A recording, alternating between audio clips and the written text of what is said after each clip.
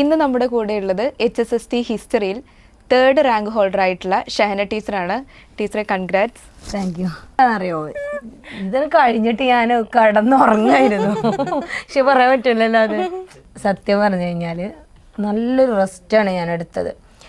ഒത്തിരി ടെൻഷൻ്റെയും വിഷമത്തിൻ്റെയും കാലമാണ് എൻ്റെ ജീവിതത്തിൽ കഴിഞ്ഞു പോയത്.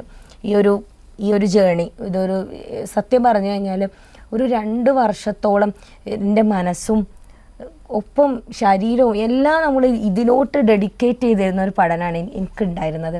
അപ്പോൾ അതിനുശേഷം എനിക്ക് ഞാൻ നല്ല ഹാപ്പിയായി. കുറച്ച് ദിവസങ്ങൾ ഒരു മാസത്തോളം ഞാൻ വളരെ ഹാപ്പി ആയിട്ട് ജീവിച്ചു. അതിനുശേഷമാണ് ഞാൻ നോർമലായി. അതിനുശേഷമാണ് സത്യം പറഞ്ഞു കഴിഞ്ഞാൽ പിന്നെ ഞാൻ ജോബ് പോലും അന്വേഷിക്കൽ തുടങ്ങിയത്. അങ്ങനെ 3rd റാങ്ക് അത്രയ്ക്ക് ഞാൻ പ്രതീക്ഷിച്ചിട്ടില്ല സത്യത്തിൽ.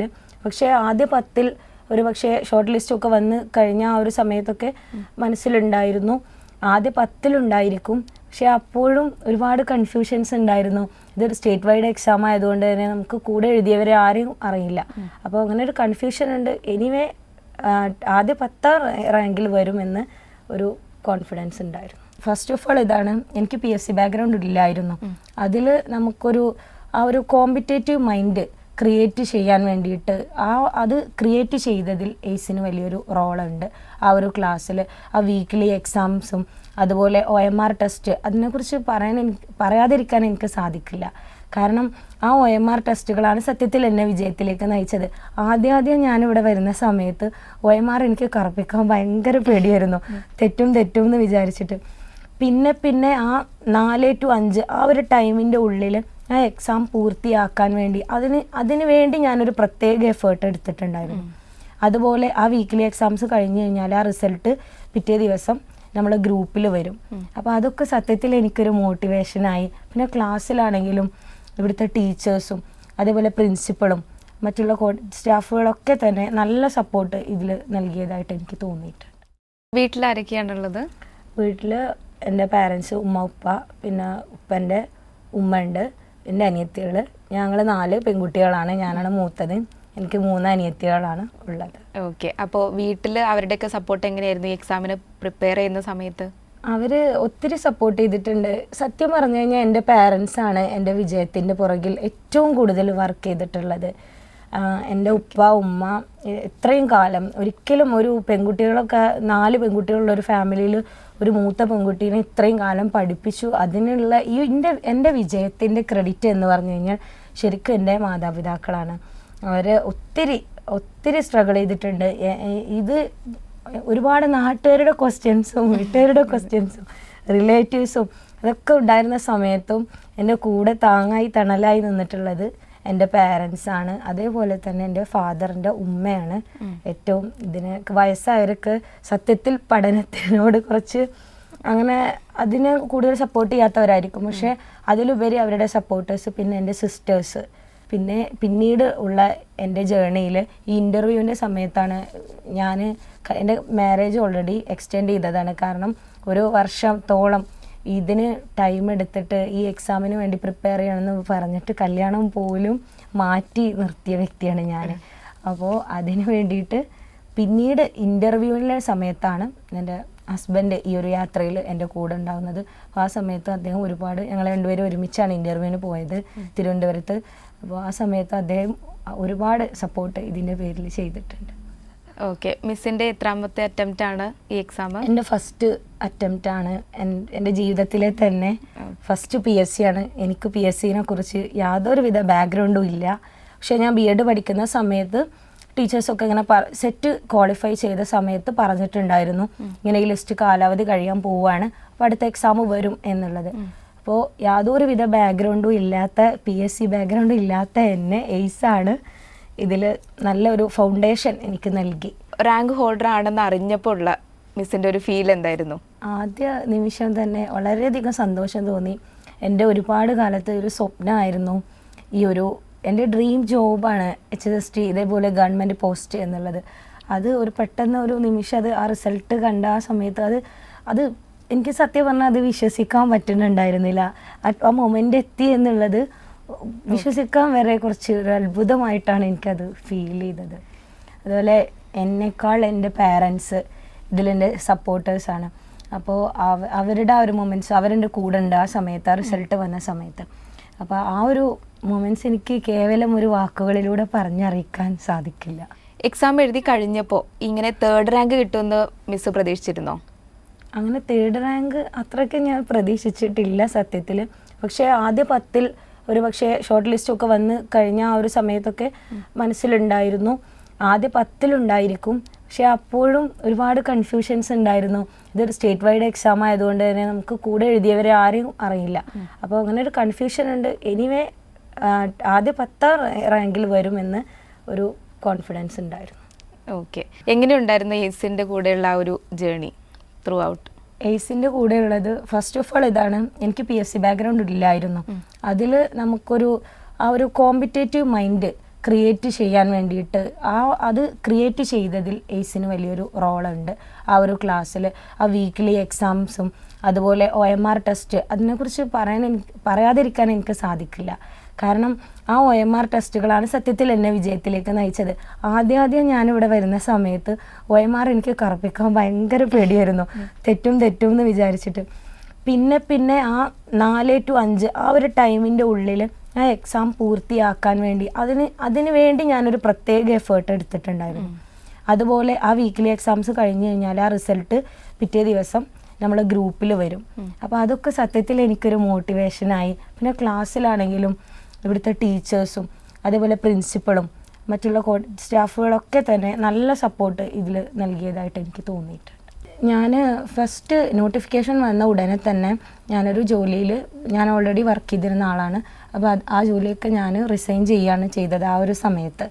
അത് റിസൈൻ ചെയ്തിട്ട് സിലബസിൻ്റെ പ്രിൻ്റ് ഔട്ട് എടുത്തിട്ടാണ് ഞാൻ ഫസ്റ്റ് ഡേയ്സിൽ വരുന്നത്. എന്നിട്ട് ഞാനിതേപോലെ ഞാൻ പഠിച്ചത് PG പഠിച്ചത് കാലിക്കറ്റ് യൂണിവേഴ്സിറ്റിയിലെ ഹിസ്റ്ററി ഡിപ്പാർട്ട്മെൻറ്റിലാണ്. അതെനിക്ക് നല്ല യൂസ്ഫുള്ളായിട്ടുണ്ട്. ഞാനിപ്പോൾ ഈ ഒരു എക്സാമിൽ എത്തിച്ചേരാൻ നല്ല എനിക്കൊരു മോട്ടിവേഷൻ ആയിട്ടുണ്ട്. കാരണം എൻ്റെ ബാക്ക്ഗ്രൗണ്ട് അവിടെ നിന്നുള്ളതായതുകൊണ്ട് ഒരുപാട് ഒതൻറ്റിക് ബുക്സുകൾ, ഹിസ്റ്ററി റിലേറ്റഡ് ഒതൻറ്റിക് ബുക്സുകൾ അറിയാമായിരുന്നു PGക്ക് പഠിക്കുന്ന സമയത്ത്. അതുപോലെ പ്ലസ് എൻ്റെ യൂണിവേഴ്സിറ്റി ഡിപ്പാർട്ട്മെൻറ്റിലെ ടീച്ചേഴ്സ് ഒരുപാട് ബുക്ക് സജസ്റ്റ് ചെയ്തിട്ടുണ്ടായിരുന്നു പഠിക്കാനുള്ളത്. അതുകൂടെ വെച്ചിട്ടാണ് ഞാൻ പഠിച്ചിട്ടുള്ളത്. പിന്നെ അതുപോലെ സിലബസ് കറക്റ്റ് ടൈം ടേബിൾ ഉണ്ടായിരുന്നു പഠനത്തിൽ കറക്റ്റായിട്ട്. ആ ടൈം ടേബിൾ പ്രകാരമാണ് ഞാൻ മുന്നോട്ട് പോയിട്ടുള്ളത്. ഓരോ ടോപ്പിക്കും സിലബസിൽ നിന്ന് എടുക്കും, എന്നിട്ട് അത്രയും ഡീപ്പായിട്ട് ഒതൻറ്റിക് ആയിട്ടുള്ളതും ഒരു പെരിഫറലും പ്ലസ് ഒരു ഡീപ്പായിട്ടുള്ള റീഡിങ്ങും കൊണ്ടുവന്നിട്ടുണ്ട്. സിലബസ് പ്രകാരം ഓരോ സിലബസും ഡീപ്പായിട്ട് ടോപ്പിക്ക് പഠിച്ചതുകൊണ്ടാണ് ഇത്രയൊരു വലിയ റാങ്കിലെത്താൻ സാധിച്ചത് എന്ന് ഞാൻ മനസ്സിലാക്കുന്നുണ്ട്. പിന്നെ റിവിഷനാണ് പഠനത്തിലെ ഏറ്റവും ഇമ്പോർട്ടൻ്റ് ആയിട്ടുള്ളൊരു കാര്യം. ഒരു 3 ദിവസം പഠിച്ചു കഴിഞ്ഞാൽ ആ ടോപ്പിക്ക് ഞാൻ 4ാമത്തെ ദിവസം കംപ്ലീറ്റ് ഇരുന്ന് റിവിഷൻ ചെയ്യുമായിരുന്നു. കാരണം ആദ്യം എനിക്ക് റിവിഷൻ്റെ ഇമ്പോർട്ടൻസ് അറിഞ്ഞിരുന്നില്ല. പിന്നെ എനിക്കിവിടെ എക്സാം ഇടുമ്പോൾ മനസ്സിലായി, മറന്നു പോവാണ് കുറേ സംഭവങ്ങൾ. അപ്പോൾ അത് നന്നായിട്ട് റിവൈസ് ചെയ്തിട്ടിന് ശേഷം പിന്നെ റിവൈസ് ചെയ്യണ ഒരു മെത്തേഡ് ഇവിടെ നിന്ന് പറഞ്ഞു തന്നത് പ്രകാരം അത് ഞാൻ ഫോളോ ചെയ്തിട്ടുണ്ട്. അപ്പോൾ കേവലം ഗൈഡ് ബുക്സുകളേക്കാൾ കൂടുതൽ ഹിസ്റ്ററി ആയതുകൊണ്ട് തന്നെ ഒതൻറ്റിക് ആയിട്ടുള്ള സബ്ജക്റ്റ്, ഒതൻറ്റിക് ഹിസ്റ്ററി ബുക്സ് ഞാൻ എൻ്റെ പഠനത്തിൽ കൊണ്ടുവന്നിട്ടുണ്ട്. ഓക്കെ, ടീച്ചർ ആദ്യം PSC എഴുതിയിട്ടില്ല എന്നാണ് പറഞ്ഞത്, ആദ്യത്തെ അറ്റംപ്റ്റ് ആണ്. അപ്പോൾ ഈ ഒരു കോച്ചിങ്ങിലേക്ക് എയ്സിലേക്ക് എത്തിപ്പെട്ടത് എങ്ങനെയാണ്? എയ്സ് തിരഞ്ഞെടുക്കാനുള്ള കാരണം എന്താണ്?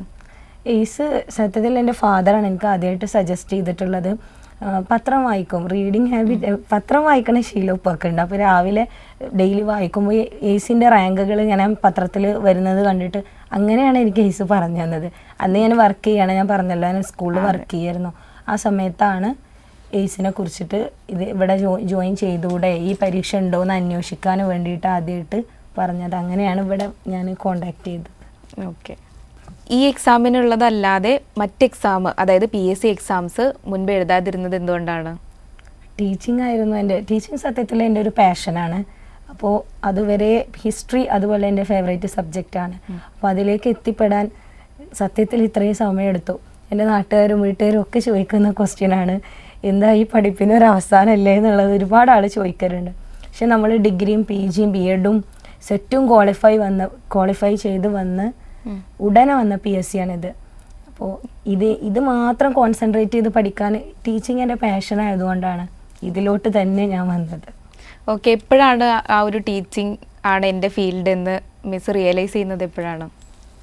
അങ്ങനെ എനിക്ക് തോന്നിയിട്ടുള്ളത് സത്യത്തിൽ ഹയർ സെക്കൻഡറി കാലഘട്ടത്തിലാണ്. അത് എൻ്റെ ജീവിതത്തിലെ ഒരു ടേണിംഗ് പോയിൻ്റാണ് സത്യത്തിൽ.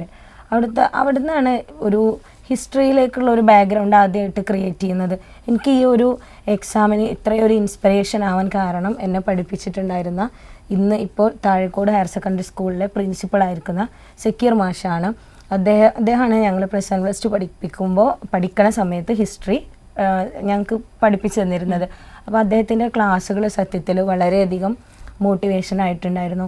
ആ ഒരു അധ്യാപന, ആ ഒരു സ്റ്റൈല്, പല സംഗതികളും നമുക്ക് കേവലം ബുക്സുകളുടെ ആവശ്യമല്ല. ആ ക്ലാസ്സിൽ ഇരുന്നാലേ നമുക്കത് കിട്ടും. എങ്ങനെ പ്രസൻറ്റ് ചെയ്യണം, ഒരു ഹിസ്റ്ററി അത്രയും നല്ലൊരു രീതിയിൽ പ്രസൻറ്റ് ചെയ്യാനുള്ള ഒരു പ്രത്യേക സ്കില്ല് സാറിനുണ്ടായിരുന്നു. അതിൽ നിന്ന് ഇൻഫ്ലുവൻസ് ആയിട്ടാണ് പിന്നീട് ഈ അധ്യാപനവും അതുപോലെ തന്നെ ഹിസ്റ്ററിയിലേക്കും വരുന്നത്. ഓക്കെ, ഇപ്പോഴും ഒരുപാട് പേര് PSC എക്സാംസ് എഴുതിക്കൊണ്ടിരിക്കുന്നുണ്ട്, പഠിച്ചുകൊണ്ടിരിക്കുന്നുണ്ട്.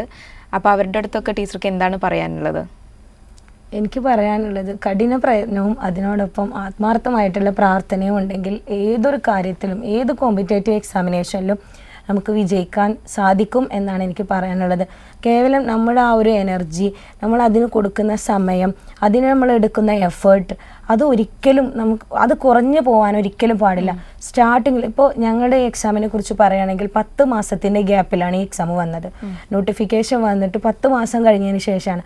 അപ്പോൾ അതിൻ്റെ ഉള്ളിൽ കുറേ ആളുകൾ, കുറച്ച് പേരൊക്കെ നമുക്ക് ആ ഒരു ഇത് മാറി ജോലിയിലേക്ക് വീണ്ടും തിരിച്ചു പോയിട്ടുണ്ട്. പക്ഷെ നമ്മൾ എടുക്കുന്ന ആ ഒരു എഫേർട്ട് അത് വളരെ ഫ്രൂട്ട്ഫുള്ളായ നിലയിൽ ടൈം ടേബിളൊക്കെ വെച്ച് പഠിക്കുകയാണെങ്കിൽ ഏതൊരു മത്സര പരീക്ഷയും ഈസിയായി വിജയിക്കാൻ പറ്റും എന്നാണ് എനിക്ക് പറയാനുള്ളത്. ടീച്ചറുടെ പഠന രീതി എങ്ങനെയായിരുന്നു? എത്ര സമയമാണ് ഒരു ദിവസമൊക്കെ പഠിച്ചിരുന്നത്? പഠന രീതി എന്ന് വെച്ച് കഴിഞ്ഞാൽ ഞാൻ ഇവിടെ എക്സാം നടത്തുന്നതനുസരിച്ച് നമുക്ക് വീക്ക് ഏരിയാസ് നമുക്ക് കറക്റ്റ് പോയിന്റ് ഔട്ട് ചെയ്യാൻ പറ്റുമല്ലോ. അപ്പോൾ വീക്ക് ഏരിയക്ക് കൂടുതൽ സമയം ഇൻവെസ്റ്റ് ചെയ്തിട്ടും നമ്മുടെ സ്ട്രോങ് ആയിട്ടുള്ള ഏരിയക്ക് കുറച്ച് സമയം കൊടുത്തിട്ടുമാണ് പഠിച്ചിട്ടുണ്ടായിരുന്നത്. ഇതിനെടുത്ത സമയം എന്ന് വെച്ച് കഴിഞ്ഞാൽ ഓൾമോസ്റ്റ് കൂടുതൽ സമയവും പഠനത്തിന് വേണ്ടിയിട്ട് ഒരു ദിവസത്തിൽ ചിലവഴിച്ചിട്ടുണ്ട്. മറ്റുള്ള ഫങ്ഷൻസിനോ, ഞാൻ ഒരുപാട് ഫങ്ഷൻസിന് എനിക്ക് അടുത്ത ആളുകളുടേത് പോയിട്ടില്ല, പങ്കെടുത്തിട്ടില്ല. അങ്ങനെ ഒരുപാട് സന്തോഷങ്ങൾ ഞാൻ ഇല്ലാതാക്കിയിട്ടുണ്ട്. അതൊക്കെ ഒഴിവാക്കിയും കൊണ്ടാണ് എൻ്റെ പഠനം ഉണ്ടായിരുന്നത്. പിന്നെ ഒരു ദിവസത്തിൽ പ്രെയർ ടൈമിന് മുൻപേ തന്നെ എണീക്കുന്ന ഒരു സാഹചര്യം ആ സമയങ്ങളിൽ ഉണ്ടായിരുന്നു. അതിനുശേഷം ഇതുപോലെ ഉറക്കമൊക്കെ വളരെ കുറവായിരുന്നു എന്ന് വേണം പറയാൻ. ഒരു 5 മണിക്കൂർ അത്രയൊക്കെ ഉറങ്ങാൻ വേണ്ടിയിട്ട് സ്പെൻഡ് ചെയ്തിട്ടുള്ളൂ സമയം. കൂടുതൽ സമയവും പഠനത്തിനും റിവിഷനും പ്രീവിയസ് ക്വസ്റ്റ്യൻസിനും വേണ്ടിയിട്ടാണ് ചിലവഴിച്ചിട്ടുള്ളത്. ടീച്ചർക്ക് കൂടുതൽ ബുദ്ധിമുട്ടുള്ള ഏരിയ ഏതായിരുന്നു? അതായത് അതൊന്ന് കവർ ചെയ്യാൻ എന്തൊക്കെയാണ് ചെയ്തിരുന്നത്? ഡിഫിക്കൽട്ടായിട്ടുള്ള ഏരിയ എന്ന് വെച്ച് കഴിഞ്ഞാൽ വേൾഡ് ഹിസ്റ്ററിയുടെ പോർഷൻസ് കുറച്ച് ബുദ്ധിമുട്ടായിരുന്നു. കാരണം നമ്മൾ ഇതുവരെ പഠിച്ചു വന്ന ട്രെൻഡുകളിലൊന്നും തന്നെ വേൾഡ് ഹിസ്റ്ററി വരാതെ പരാമർശിക്കുന്നില്ല. അപ്പോൾ അത് കുറച്ച് നല്ല റിസ്ക് ഉണ്ടായിരുന്നു. പിന്നെ എൻ്റെ കൂടെ പഠിച്ചവർ, ഈ ലിസ്റ്റിൽ തന്നെ ഉള്ള നദീറ ടീച്ചറെ പോലെയുള്ളവരൊക്കെ ഈ ഒരു കാര്യത്തിൽ ഇതിന് നന്നായിട്ട് ഹെൽപ്പ് ചെയ്തിട്ടുണ്ട്. ടീച്ചർ സജസ്റ്റ് ചെയ്തിട്ടുണ്ടായിരുന്ന ബുക്സുകൾ വളരെ ഈസി ആയിട്ട് വേൾഡ് ഹിസ്റ്ററിയെ കുറിച്ചിട്ട് പരാമർശിക്കുന്ന ബുക്കുകളായിരുന്നു. അപ്പോൾ ആ ബുക്സൊക്കെ എന്നെ നന്നായിട്ട് ഹെൽപ്പ് ചെയ്തിട്ടുണ്ട്. പിന്നെ ഞാൻ PG കാലഘട്ടത്തിൽ പഠിച്ചിരുന്ന ആ നോട്ട്സ്, അത് ഞാൻ ഇപ്പോഴും സത്യം പറഞ്ഞാൽ അതൊക്കെ പൊടിയടിച്ച് കിടക്കുന്ന പേപ്പേഴ്സാണ്. പക്ഷെ അതൊക്കെ എടുത്ത് വെച്ചിട്ടാണ് പിന്നീട് വേൾഡ് ഹിസ്റ്ററിൻ്റെ പോർഷൻസ് ഞാൻ കംപ്ലീറ്റ് ചെയ്ത് അതൊരു ഈസി മെത്തേഡിലോട്ട് കൊണ്ടുവന്നിട്ടുള്ളത്. ഓക്കെ. പിന്നെ സ്വന്തമായിട്ട് നോട്ട്സ് ഉണ്ടാക്കുമായിരുന്നു. എനിക്ക് സ്വന്തമായിട്ട് വേണം, അപ്പോഴേ എനിക്കത് പഠിയുള്ളൂ. മനസ്സിൽ നന്നായിട്ട് മനസ്സിലാവുക. എൻ്റെ സ്വന്തം നോട്ട്സുകളാണ്. ഇന്നും കെട്ടുകണക്കിന് നോട്ടുകളാണ് കയ്യിലുള്ളത്. കാരണം ഒതൻറ്റിക് ബുക്സ് നമ്മൾ സാധാ ജസ്റ്റ് ഒതൻറ്റിക് ആയിട്ടുള്ള വർക്ക്സുകൾ വായിച്ച് പോയാൽ നമുക്കൊരിക്കലും മനസ്സിലാവില്ല. ഈ ഒതൻറ്റിക് വർക്ക്സുകൾ എടുത്തു വെച്ചിട്ട് അതിലെ ഇമ്പോർട്ടൻറ്റ് പോയിൻറ്റ്സുകൾ നമ്മളെ സിലബസ് വെച്ച് നോക്കി അത് കറക്റ്റ് എഴുതി എടുത്തിട്ടാണ് പഠിച്ചിട്ടുണ്ടായിരുന്നത്. പ്ലസ് എയ്സിൻ്റെ നോട്ട്സും എൻ്റെ സ്വന്തമായിട്ടുള്ള നോട്ട്സും ആണ് എൻ്റെ കയ്യിലുണ്ടായിരുന്നത്. ടീച്ചർ പറഞ്ഞു ജോലി റിസൈൻ ചെയ്തിട്ടാണ് പഠിക്കാനിരുന്നതെന്ന്. അപ്പോൾ ആ ഒരു സമയത്ത് വീട്ടിലുള്ളവരുടെയും അല്ലെങ്കിൽ നാട്ടുകാരുടെ, ഫ്രണ്ട്സിൻ്റെ ഒക്കെ റിയാക്ഷൻ എന്തായിരുന്നു? എങ്ങനെയാണ് അവർ അതിനോട് റെസ്പോണ്ട് ചെയ്തത്? എൻ്റെ വീട്ടുകാർ നന്നായിട്ട് സപ്പോർട്ട് ചെയ്തിരുന്നു. അവർ നോട്ടിഫിക്കേഷൻ വരുന്നതിൻ്റെ മുൻപേ ഞാൻ BEd പഠിക്കുന്ന കാലത്ത് എൻ്റെ പാരൻസിന് ഈ എക്സാമിനെ കുറിച്ചിട്ട് അറിയാം. അപ്പോൾ അവർ അത്രയും സപ്പോർട്ട് ചെയ്തിട്ടുണ്ട്. ഞാൻ അത് പറഞ്ഞിട്ടാണ് ആ സ്കൂളിൽ ജോയിൻ ചെയ്തത്. അപ്പോൾ ആ സ്കൂളിലെ ടീച്ചേഴ്സ്, ഞാൻ അമ്മിനിക്കാട് UP സ്കൂളിലാണ് ഒരു UP ടീച്ചറായിട്ടാണ് ആദ്യമായിട്ട് വർക്ക് ചെയ്യുന്നത്. ആ സമയത്ത് ആ സ്കൂളിലെ ടീച്ചേഴ്സും എനിക്ക് സത്യം പറഞ്ഞു കഴിഞ്ഞാൽ അവർ നല്ല രീതിയിൽ ട്രീറ്റ് ചെയ്തിട്ടാണ് എന്നെ പഠിക്കാൻ വേണ്ടിയിട്ട് പറഞ്ഞയച്ചത് വീട്ടിലോട്ട്. അപ്പോൾ അവരൊക്കെ നല്ല സപ്പോർട്ടാണ് സത്യത്തിൽ ചെയ്തിട്ടുള്ളത്. പാരൻസ്, ഞാൻ വർക്ക് ചെയ്തിരുന്ന സ്കൂളിലെ ടീച്ചേഴ്സ്, പിന്നെ എൻ്റെ ഫ്രണ്ട്സ്, പിന്നെ ഞാൻ കൂടുതൽ ആളുകളോട് പറഞ്ഞിട്ടില്ല ഞാൻ ഇതിന് വേണ്ടിയിട്ടാണ് റിസൈൻ ചെയ്യണേ എന്നുള്ളത് ഞാൻ പറഞ്ഞിരുന്നില്ല. കാരണം നമുക്ക് ഒരിക്കലും ഇത് ക്രാക്ക് ചെയ്യാൻ പറ്റുമോ എന്നുള്ളത് അറിയാത്ത തരത്തിലുള്ള ഒരു എക്സാം ആയതുകൊണ്ട് തന്നെ പറഞ്ഞിട്ടുണ്ടായിരുന്നില്ല. പിന്നെ കൂടെയുള്ള ഫ്രണ്ട്സൊക്കെ ഇതിനെ സപ്പോർട്ട് ചെയ്യാണ് ചെയ്തിട്ടുള്ളത്. നമ്മുടെ ഏസിൽ ക്ലാസ്സിൽ എങ്ങനെയായിരുന്നു? നിങ്ങൾ ഫ്രണ്ട്സ് തമ്മിൽ കമ്പൈൻ സ്റ്റഡി ഒക്കെ ഉണ്ടായിരുന്നോ? എങ്ങനെയായിരുന്നു ആ ഒരു അനുഭവം പറയാമോ? ഞങ്ങളിപ്പോൾ എയ്സിൻ്റെ കേസ് എടുക്കുകയാണെങ്കിൽ നമ്മൾ 34 പേരിൽ 12 പേരും നമ്മൾ എയ്സിൽ നിന്നുള്ളവരാണ്. അതിൽ തന്നെ ഞങ്ങൾ തമ്മിൽ ഫ്രണ്ട്സ് എന്ന് വെച്ച് കഴിഞ്ഞാൽ ഇതിൽ വിജയ് സാറ്, അതുപോലെ തന്നെ നദീറ ടീച്ചർ, മിസ്രി ടീച്ചർ, ഞങ്ങൾ വളരെ നല്ല തൊട്ടടുത്ത ബെഞ്ചുകളിൽ ഇരുന്നവരാണ് സത്യത്തിൽ ഈ റാങ്ക് ലിസ്റ്റിൽ വന്നിട്ടുള്ള ഞങ്ങൾ. അതിൽ ഇപ്പോൾ നദീറ ടീച്ചർ ഞങ്ങൾ ഒരുമിച്ചാണ് ഈ 10 മാസത്തെ എൻ്റെ ജേണിയിൽ ഞങ്ങൾ ഒരുമിച്ചാണ് ബസ്സിൽ വരുന്നത്. ഒരുമിച്ച് ഡിസ്കസ് ചെയ്യും, എന്തൊക്കെ പഠിക്കണം എന്നുള്ളത് ഒരുമിച്ച് ചർച്ച ചെയ്ത് വന്നിട്ടുണ്ടായിരുന്നു. അതേപോലെ തന്നെ ആണ് വിജയ് സാറാണെങ്കിലും മിസ്രി ടീച്ചറാണെങ്കിലും എല്ലാം ഞങ്ങൾ ചർച്ച ചെയ്തിട്ടുണ്ടായിരുന്നു. മാർക്ക് വരുമ്പോഴൊക്കെ അനലൈസ് ചെയ്യാറുണ്ടായിരുന്നു. ടീച്ചറുടെ ഇൻ്റർവ്യൂ എങ്ങനെ ഉണ്ടായിരുന്നു? ഇൻ്റർവ്യൂ ഞാൻ വളരെയധികം ടെൻഷൻ അടിച്ചിട്ടാണ് സത്യത്തിൽ തിരുവനന്തപുരത്ത് പോകുന്നത്. അന്ന് ഞാൻ വർക്ക് ചെയ്തുകൊണ്ടിരിക്കുന്നുണ്ട് ഇവിടെ ഒരു ഹയർ സെക്കൻഡറി സ്കൂളിൽ. ആ സ്കൂളിൽ നിന്നൊക്കെ കുറച്ച് ദിവസം ലീവ് എടുത്ത് വീണ്ടും പഴയ ബുക്സുകൾ വീണ്ടും പൊടി തട്ടി പഠിച്ച് ഒന്ന് പ്രിപ്പയർ ചെയ്തിട്ടായിരുന്നു ഇൻ്റർവ്യൂവിന് പോയിട്ടുണ്ടായിരുന്നത്. പക്ഷേ പേടിച്ചത്ര ടഫൊന്നും ആയിരുന്നില്ല. ഇൻ്റർവ്യൂ സ്മൂത്തായിട്ട് തന്നെ അത് കഴിഞ്ഞു. അതുപോലെ ഇൻ്റർവ്യൂവിന് എന്നെ ഏറ്റവും കൂടുതൽ ആ ഒരു ജേർണിയിൽ എന്നെ ഹെൽപ്പ് ചെയ്തിട്ടുള്ളത് എൻ്റെ ഹസ്ബൻഡാണ്. ഹസ്ബൻഡ് ഒരു സ്കൂൾ മാഷാണ്. കൂരിയാട് സ്കൂള് UP അധ്യാപകനാണ്, UP സ്കൂളിലെ അധ്യാപകനാണ്. അപ്പോൾ അദ്ദേഹം ഇതിൽ ഒത്തിരി സപ്പോർട്ട് ചെയ്തിട്ടുണ്ട്. ഞങ്ങൾ രണ്ടുപേരും ഒരുമിച്ചാണ് തിരുവനന്തപുരത്ത് ഇൻ്റർവ്യൂവിന് പോയിട്ടുണ്ടായിരുന്നത്. അപ്പോൾ ആ ഒരു ജേർണിയിൽ അദ്ദേഹവും വളരെയധികം എഫേർട്ട് എടുത്തിട്ടുണ്ട് എന്നെ ഇൻഫ്ലുവൻസ് ചെയ്യാനെന്ന് വേണമെങ്കിൽ പറയാം. ടീച്ചർ HSST ഹിസ്റ്ററി ആണല്ലോ, അപ്പോൾ ഈ ഒരു സബ്ജക്റ്റ് സെലക്ട് ചെയ്യുമ്പോൾ കൂടെയുള്ളവരുടെയൊക്കെ ഒരു അഭിപ്രായം എങ്ങനെയായിരുന്നു? കൂടെയുള്ളവർ പലരും വളരെയധികം മോശമായിട്ട് ഈ സബ്ജക്റ്റ് എടുത്തു കഴിഞ്ഞാൽ ഒന്നും ആവാൻ പറ്റൂല, ഒരു ജോബും കിട്ടൂല, അതുപോലെ പഠിക്കാത്തവരെടുക്കുന്ന സബ്ജക്റ്റാണ് ഹിസ്റ്ററി എന്ന് ഒത്തിരി പേര് പറഞ്ഞിട്ടുണ്ട്. അതിൻ്റെ പേരിൽ ഞാനൊരു ഫംഗ്ഷന് പോലും പോകുന്ന സമയത്ത് ഹിസ്റ്ററി ആണോ, അത് കഥ പോലെ പഠിച്ചാൽ മതി, അങ്ങനെ പറഞ്ഞ ഒത്തിരി പേരെ എനിക്കറിയാം. നമ്മൾ പേരെടുത്ത് പരാമർശിക്കണില്ല. ഡിഗ്രിക്കാണെങ്കിലും PGക്കാണെങ്കിലും എല്ലാം നമ്മളത് പഠിക്കുന്ന സമയത്ത് വളരെ നിരുത്സാഹകരമായിട്ട് ഒത്തിരി പേരിൽ നിന്നും പല കാര്യങ്ങളും നമുക്ക് ഉണ്ടായിട്ടുണ്ട്, പറഞ്ഞിട്ടുണ്ട്. അപ്പോൾ അതിൽ നിന്നുള്ളൊക്കെ ഒരു ആൻസറാണ് ഹിസ്റ്ററി എടുത്താൽ എന്താവും എന്നുള്ളതിനുള്ള ഒരു ആൻസറാണ് എൻ്റെ ഈ ഒരു നേട്ടത്തിലൂടെ എനിക്ക് കാണിച്ചു കൊടുക്കാൻ പറ്റുന്നത്. ടീച്ചർ പറഞ്ഞു പത്രത്തിലെ റാങ്ക് കണ്ടിട്ടാണ് എയ്സ് തിരഞ്ഞെടുത്തതെന്ന്. അപ്പോൾ ഇനിയുള്ള ഉദ്യോഗാർത്ഥികളെടുത്ത് ടീച്ചർ എയ്സ് സജസ്റ്റ് ചെയ്യുമോ? എനിക്ക് പറയാനുള്ളത്, ഏത് കോച്ചിങ് സെൻറ്റേഴ്സും അവരുടെ സപ്പോർട്ട് നമുക്ക് നൽകും. അതേപോലെ തന്നെ നമ്മുടെ സ്മാർട്ട് വർക്കും ഹാർഡ് വർക്കും ഇതിൽ ഉണ്ട്. അപ്പോൾ തീർച്ചയായും എയ്സ് എന്ന ഇൻസ്റ്റിറ്റ്യൂഷൻ എന്നെ ഒരുപാട് ഹെൽപ്പ് ചെയ്തിട്ടുണ്ട്. അവരുടെ OMR എക്സാംസും അതുപോലെ വീക്ക്ലി ടെസ്റ്റും ഒക്കെ എന്നെ ഹെൽപ്പ് ചെയ്തിട്ടുണ്ട്. അപ്പോൾ അതുപോലെ ഈ എയ്സിൻ്റെ ഭാഗത്തു നിന്നുള്ളതാണെങ്കിലും പ്ലസ് നമ്മുടെ സ്വന്തം എഫേർട്ടും പോസിറ്റീവായിട്ടുള്ള എനർജികളും, നമുക്ക് ഈ ഒരു സന്ദർഭത്തിൽ ഒത്തിരി നെഗറ്റീവ് എനർജി പാസ് ചെയ്യുന്ന പല ഫാക്ടേഴ്സും ഉണ്ടാവും. അതിനെയൊക്കെ മാറ്റി നിർത്തിക്കൊണ്ട് ഈ കോച്ചിങ്ങും പ്ലസ് നമ്മുടെ സ്വന്തം ഹാർഡ് വർക്കും ഉണ്ടെങ്കിൽ ഞാൻ പറഞ്ഞല്ലോ ഏതൊരു ഡിഫിക്കൽട്ടായിട്ടുള്ള കോമ്പറ്റേറ്റീവ് എക്സാമിനേഷനും ഈസി ആയിട്ട് ക്രാക്ക് ചെയ്യാൻ പറ്റും. അപ്പോൾ അതാണ് എനിക്കിതിൽ പറയാനുള്ളത്. ടീച്ചർ സ്വപ്നം നേടിയെടുത്തു. അപ്പോൾ ഇനി എന്താണ് ടീച്ചറുടെ ഫ്യൂച്ചർ പ്ലാൻസ്? ഞാൻ ഈ എക്സാമിന് പ്രിപ്പയർ ചെയ്യുന്നതിൻ്റെ തൊട്ട് മുൻപാണ് PhD എൻട്രൻസ് 2 തവണ ലഭിച്ചിട്ടുണ്ട്. അപ്പോൾ PhD എന്നുള്ള ഒരു മോഹം മനസ്സിലുണ്ട്. അപ്പോൾ കുറച്ച് കാലം കൂടി കഴിഞ്ഞിട്ട് ഇൻഷാ അല്ലാ അതിലോട്ട് പോകണം എന്ന് വിചാരിക്കുന്നു.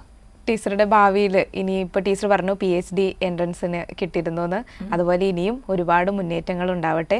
ടീച്ചറുടെ ഈ ഒരു ഫീൽഡിൽ, ടീച്ചിങ് ഫീൽഡിൽ തന്നെ നല്ല അനുഭവങ്ങളൊക്കെ ആയിട്ട് വരാൻ കഴിയട്ടെ എന്ന് ആശംസിക്കുന്നു. All the best. Thank you.